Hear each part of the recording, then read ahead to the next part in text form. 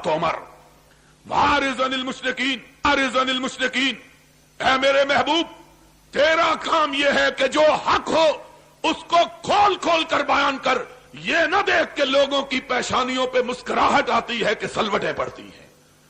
قرآن نے ہم کو یہ نہیں بتلایا کہ تم بھی قصے اور کہانیاں بیان کرنا شروع کر دو۔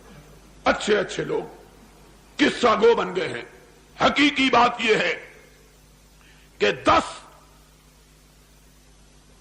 محرم کو جو واقعہ رونما ہوا ہے، اس کا آغاز سن 60 ہجری کو ذی الحجہ کے ابتدائی ایام میں ہوا کہ حضرت حسین رضی اللہ تعالی عنہ کو پتا چلا کہ حضرت امیر معاویہ رضی اللہ تعالی عنہ کی وفات ہو گئی ہے۔ وہ امیر معاویہ جس کی بیعت خود حسین نے کر رکھی تھی۔ سنا ذرا بات، آج انشاءاللہ مسئلہ سمجھا کے جاؤں گا۔ وہ معاویہ جس کی بیعت خود حسین نے کی ہوئی تھی، حسین نے بھی کی تھی، جس کی بیعت اس کے بھاڑے بھائی حضرت حسن نے بھی کی ہوئی تھی، وہ معاویہ فوت ہوئے۔ اور ذاکر، واعظ اور ہمارے ان پڑھ مولوی بھی حضرت معاویہ کا نام لیتے ہوئے ہچکچاتے ہیں، ان پر دشنام دیتے ہیں۔ ان سے جا کے پوچھو کہ جاؤ، ہم تو ثابت کر رہے ہیں صدیق و فاروق و عثمان کی خلافت کو، لیکن اگر تم ہم سے پوچھتے ہو تو ہم کو یہ بتلاؤ کہ مسئلہ صرف صدیق، فاروق اور عثمان کا نہیں، بلکہ تمہارے 2 معصوم اماموں نے تو حضرت معاویہ کی امامت کو بھی مانا ہوا ہے، حضرت معاویہ کی خلافت کو بھی تسلیم کیا ہوا ہے۔ اور اگر معاویہ کی خلافت غلط تھی تو سن 40 ہجری سے لے کر سن 60 ہجری تک 20 سال کے طویل عرصے میں حسین نے معاویہ کی خلافت کو چیلنج کیوں نہیں کیا؟ بتلاؤ، 20 سال معاویہ کی خلافت کو جناب حسین نے رضی اللہ تعالی عنہما قبول کیے رکھا، ایک لفظ زبان سے نہیں کہا۔ اور حوالہ سنیوں کی کتاب کا نہیں، حوالہ شیعہ کتاب رجال کشی کا، کربلا کے اندر شیعوں نے کتاب چھپوائی ہے، 3 صدی ہجری، آج سے 1200 سال پہلے کا مصنف ہے۔ اور دوسری کتاب حیات القلوب ملا باقر مجلسی ایرانی کی، جو ایران کے شیعہ پریس نے چھاپی، اس کا حوالہ ہے۔ دونوں کتابوں کے اندر لکھا ہے کہ حضرت حسن رضی اللہ تعالی عنہ نے جب حضرت معاویہ رضی اللہ تعالی عنہ سے صلح کی تو شرائط طے ہوئی، اس کے بعد حضرت معاویہ رضی اللہ تعالی عنہ نے حضرت حسین کی شرائط کو تسلیم کیا، حضرت حسن کی شرائط کو تسلیم کیا۔ جب شرائط تسلیم ہو گئی، حضرت حسن نے، علی کے بیٹے نے، خلافت سے دستبردار ہو کر اس مسجد کے اندر، جس مسجد کو ان کے بابا حضرت علی نے بنوایا تھا، اس مسجد کے اندر اپنے باپ حضرت علی کا منبر رکھوایا اور اس پر حضرت امیر معاویہ کو بٹھایا، خود نیچے بیٹھے، معاویہ کو اوپر بٹھایا، کہا کائنات کے لوگوں سن لو، آج رسول کا نواسا، علی کا بیٹا خلافت سے دستبردار ہو کر اپنا خلیفہ امیر معاویہ کو مان رہا ہے۔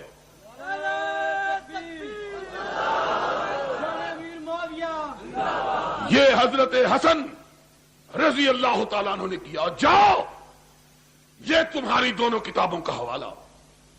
خود اکیلے نہیں آئے، حسین کو ساتھ لے کے آئے، حسین کو ساتھ لے کے آئے۔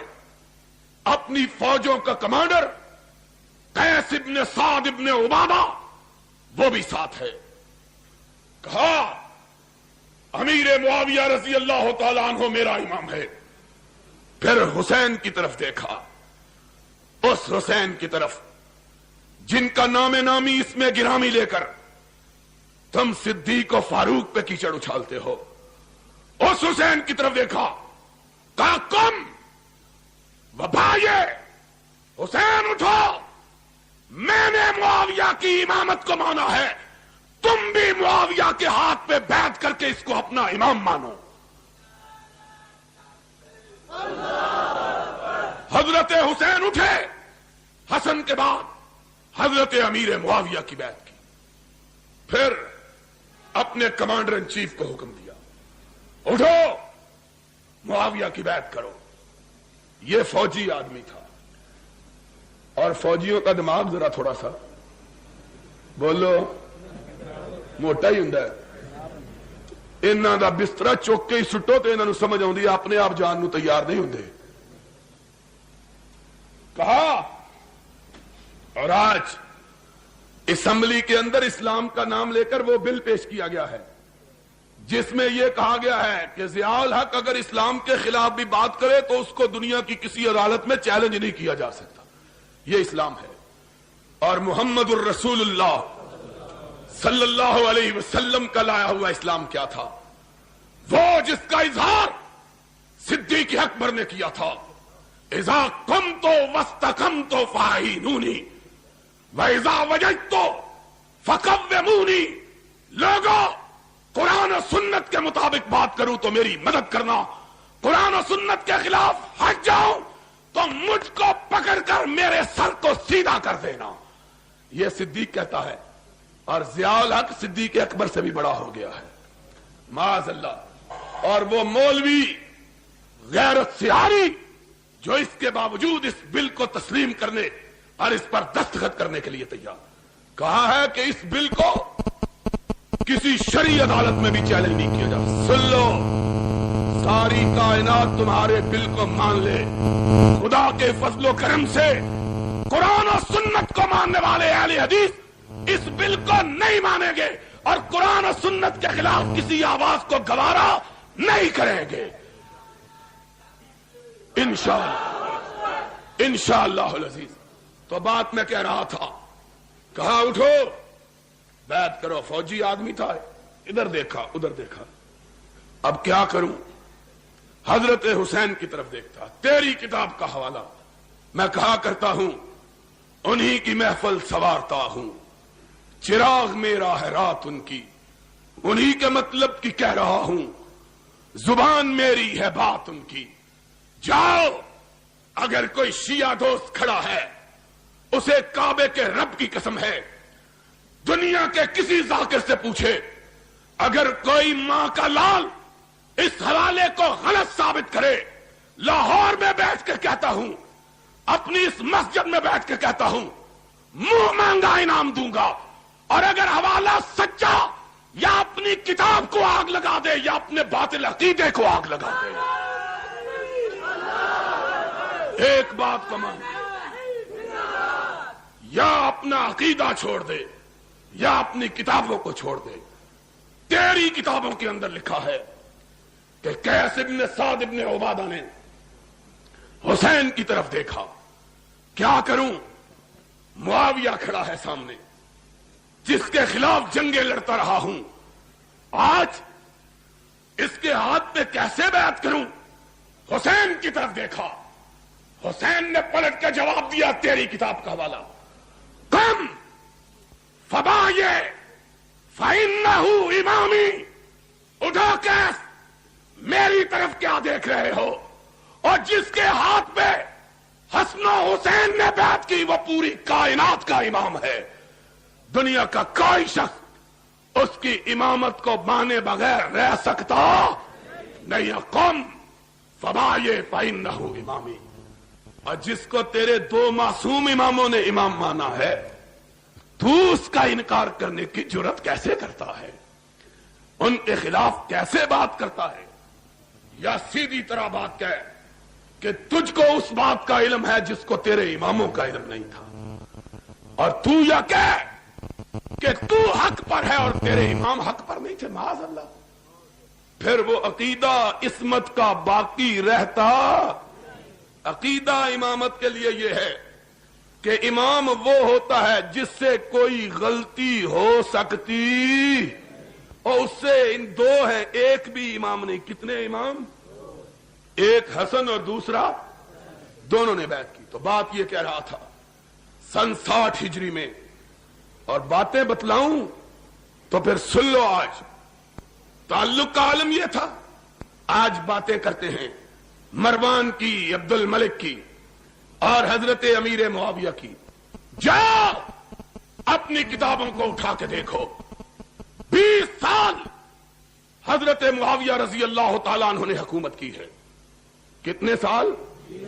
20 برس بلا شرکت غیر حکمران اور خلیفۃ المسلمین اور امیر المومنین رہے ہیں۔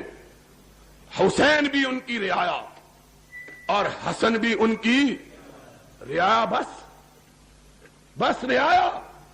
جا اپنی کتابوں کو اٹھا کے دیکھ، تیرا مرزا عباس قمی منتہی المقال میں ملا باقر مجلسی جلاء العیون میں لکھتا ہے کہ جب تک السلام علیکم ورحمۃ اللہ وبرکاتہ۔ یہ تقریر آپ دعوت قرآن و حدیث چینل سے سماعت فرما رہے ہیں۔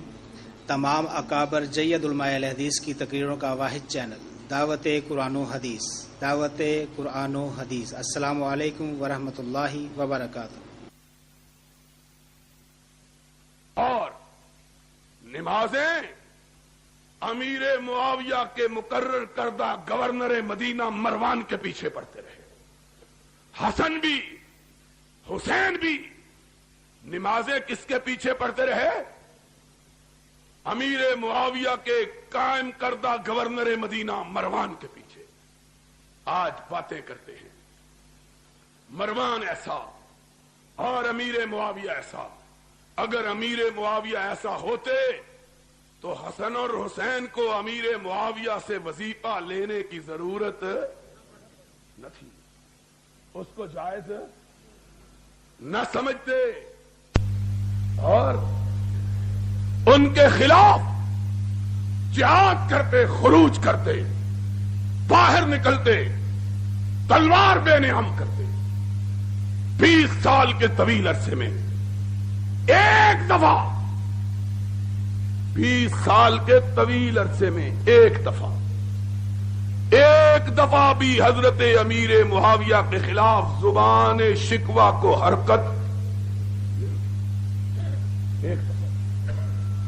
آج یہاں مسئلہ کفر و اسلام کا بنا لیا ہے، کافر مسلمان